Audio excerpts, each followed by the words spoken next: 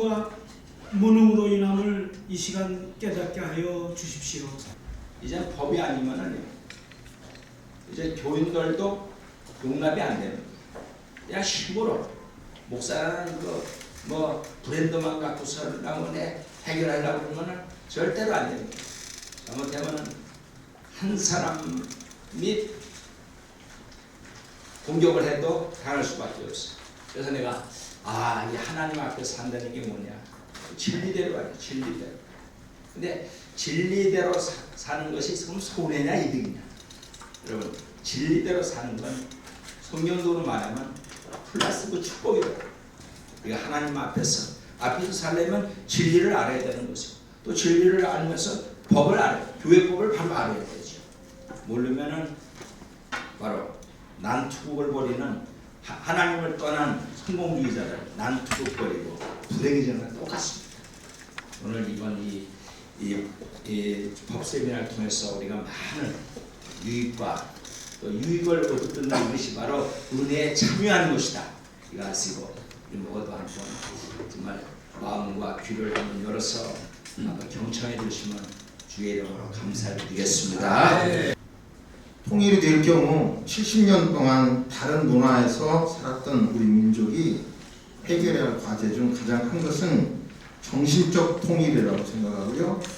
더군다나 북한은 주체 사상에 세뇌되어 있기 때문에 이 사상을 가진 사람들을 통일하기 위해서는 저는 확실히 믿기는 기독교 신앙이 유일한 대안이라고 생각합니다. 그런데 현재 한국 교회는 위기를 넘어 아포리아 상태에 직면하고 있다고 생각합니다. 위기, 그나마 아직 기회가 있어 보이는데요. 아포리아는 그 기회가 거의 안 보일 때 쓰는 단어더라고요. 위기를 넘어 아포리아 상태에 직면한 이유는 종교 다원주의 사상이 꼭 예수 그리스도만 되어야 된다는 그런 사상이 너무나 지금 약해져 있죠. 그래서 교회 중진들의 자녀들마저도 교회를 지금 등지는 현상이 여러 모습으로 나타나고 있습니다. 아담 이후 가장 풍요로운 때를 살아가면서도 상대적인 궁핍에 시달리고 있고, 경제 지표는 올라가지만 취업하기가 어려운 그런 우리의 문제, 심각한 문제가 너무 산재해 있는데도 신학의 교육은 400년 동안 내려온 전통을 바꿀 여지도 없어 보이고, 제가 볼 때는 가능성도 없어 보입니다. 이제 한국교회는 쇠퇴와 함께 인수합병, 교회 인수, 여러 가지 문제가 이제는 성직 매매라는 이름까지도 곧 이제 드러나게 돼서 자칫 잘못하면 더욱 상식 없는 집단으로 전락될 현실이라고 생각합니다. 종교 내부의 권직 문제를 살펴보면 양형 기준이 없어서 소위 말하는 괘씸죄로도 목사 면직이 가능하도록 되어 있고요. 지금 이 자리에도 그 당사자가 와 계신데, 그런데도 문제는 정교 분류 원칙에 따라서 교회 내부의 권직 재판은 사법당국은 재판하지 않습니다. 그러니까 이것이 너무너무 어려운 문제고요. 이런 문제의 통증 사명을 넘어서 통증을 느끼다가 이런 비슷한 사명을 갖고 목사이면서 법학 박사 학위를 취득한 분들과 함께 이런 학회를 만들어 보자고 합의했고요. 이제 이런 모습으로 시작하지만 출판과 그리고 여러 가지 매체를 통해서 이제 작지만 작은 모임인 것 같지만, 제가 깜짝 놀랐어요. 최근에 공부하면서 중세 천년의 어둠을 빛으로 밝힌 르네상스 운동이 한 집안에서 획기적인 운동을 시작함으로 이루어졌더라고요. 그러니까 우리가 연약해 보이지만 변화될 것 같지 않는 한국교회의 권직 재판과 이 시스템을 우리가 이렇게 대안과 이론적으로 제시함으로 분명히 희망이 하나님께서 주시고 여러분에게도 그런 희망이 보일 수 있게 되기를 바랍니다.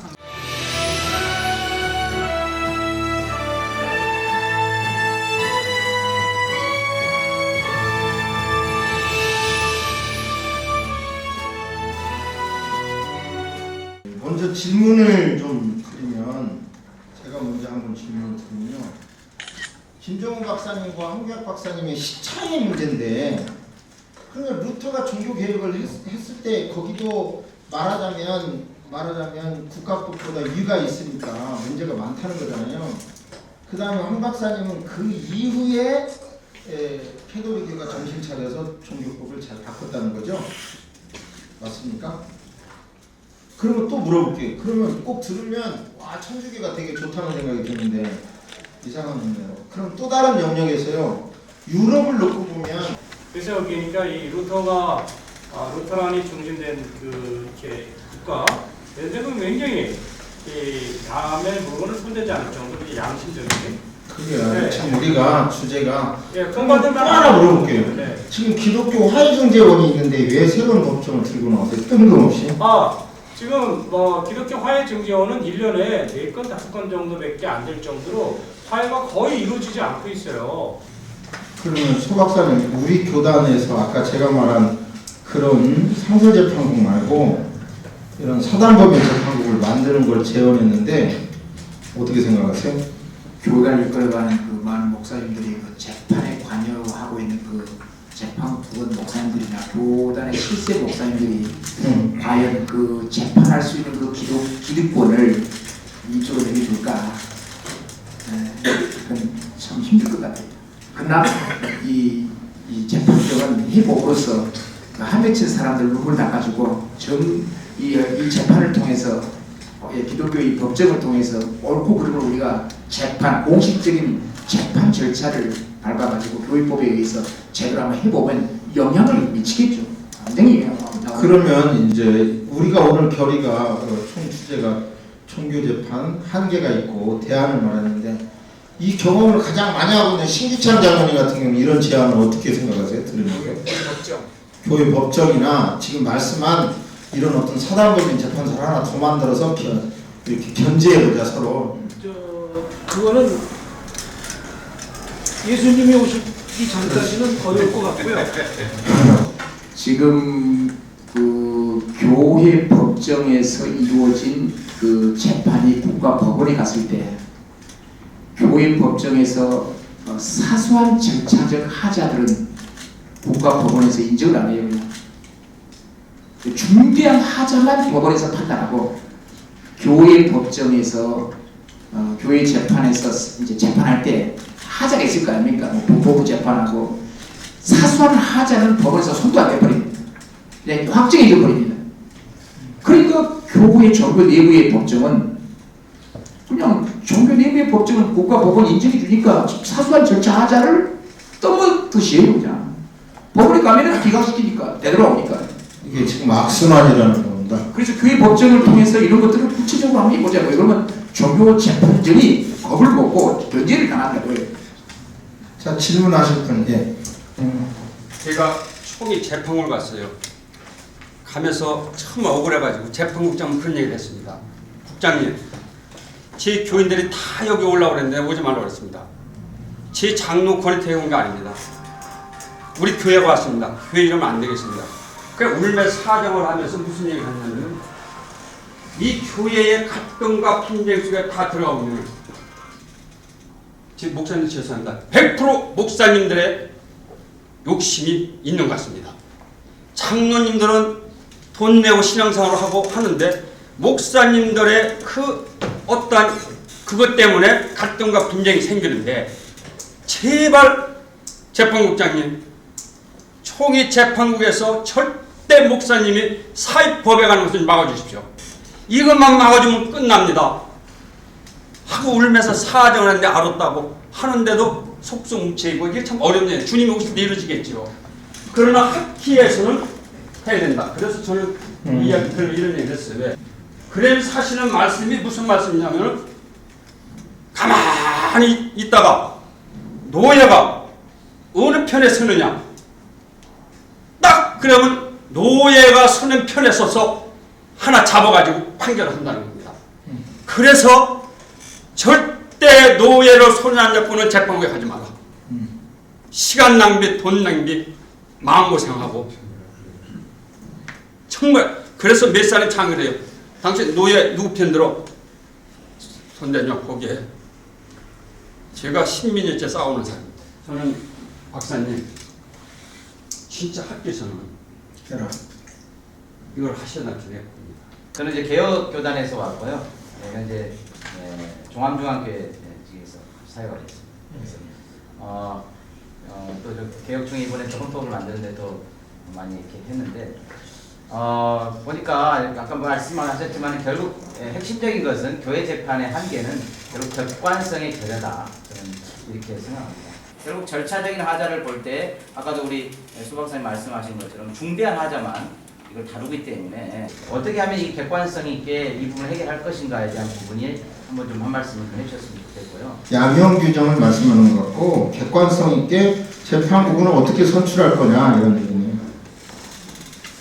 예, 그 굉장히 이제 어려운 질문인데 지금 기독교 법정뿐만 교회 법정뿐만 아니라 사실 미국도 마찬가지예요. 이 재판부관들의 문제는 굉장히 심하고 1930년대 이제 법현실주의 운동이 있었는데 그것이 뭐냐면은 이제 우리나라는 아직까지 그런 것조차도 없는데 이제 판사들이 판단할 때 법리만 갖고 판단을 해야 되는데 법리 외적인 정치적 요소가 들어갔다는 거죠.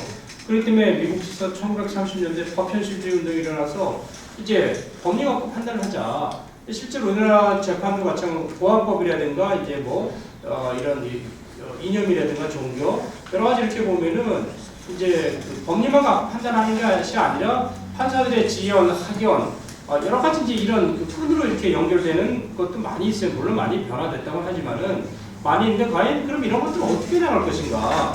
어차피 그래서 저희가 주장하는 것이 형평법처럼 인간의 어쨌든 신앙, 그 양심과 신앙 또 공평 이런 원칙에 기초해야 되고 만약에 기독교 법정이 이루어지게 된다면은 정말 이제 그 법정에 있는 사람들은 철두철미하게 신앙적이 되겠죠. 그래서 이제 저는 이제 판결 기준이 여기 책에 나와 있지만은 그래서 일단 성경적 기준이 좀 있어야 돼요. 성경적 기준이 좀 있어야 되고 그리고 어쨌든 교단 헌법적 기준이 있어야 되고 또 인간 양심의 기준이 있어야 되고 물론 이제 증거법적인 실정법의 증거법적인 기준도 물론 있어야 되겠지만 그러나 이런 부분 갖고는 이제 커버되지 안 되는 부분들이 너무 많으니까.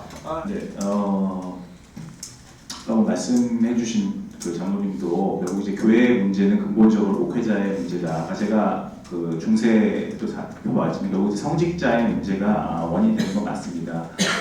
제가 다양한 이제 몇 가지 얘기들을 좀 드리면 제가 초기에 이 학교가 아닌 다른 학교에서 이제 이런 문제 때 제가 대안을 말씀드렸던 게 뭐냐면 현실적으로 우선 각 교단 헌법들을 보면 아까 발표에도 말씀드렸듯이 헌법 자체가 어느 누가 들어가서 헌법을 해석할 때 누가 들어가도 그 다르게 해석할 여지가 없는 법이 좋은 거죠. 가능하면. 그런데 그 법 자체가 한결이 많다 보니까 귀에 걸면 귀걸이, 코에 걸면 코걸이 같은 그런 법이에요. 그래서 1차적으로는 우선 그 법 자체를 체계적으로 정비를 해야 됩니다. 제대로 교단법을 해서 서로 논박을 하다가 보면 총중들이 그 참관하신 분들이 다 이게 뭐가 법인지는 알 거 아닙니까? 뭐가 잘못된 거 잘못된 거